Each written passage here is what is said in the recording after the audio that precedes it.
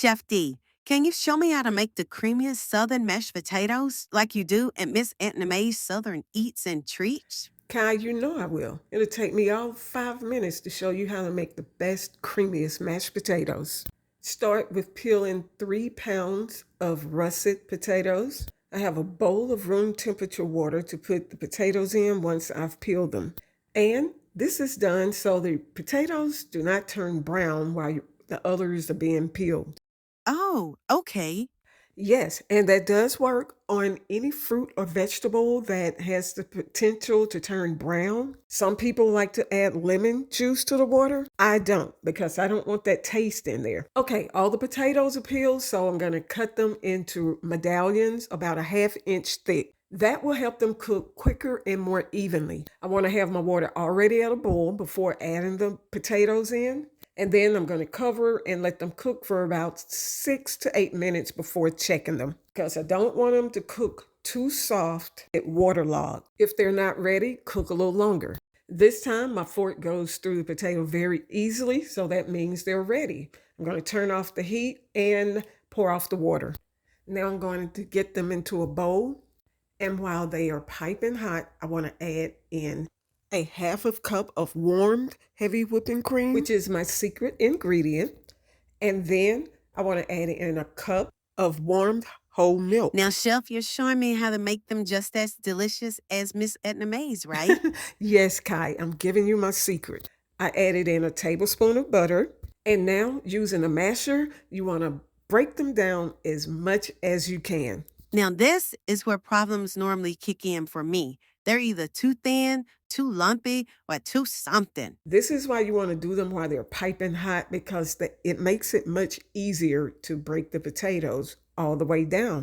Because once your potatoes cool, it's a lot harder to get that smooth consistency because it's harder to break the potatoes down.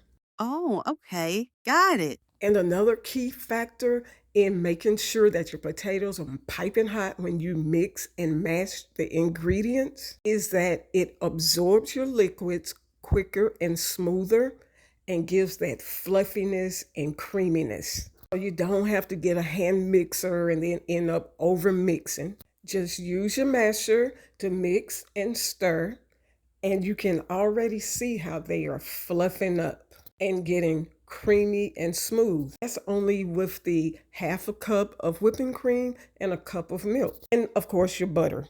And a very common mistake that people make is adding too much liquid. And the thing about it is, once you get the ratio out of whack of your liquid to potatoes, it's almost impossible to save them.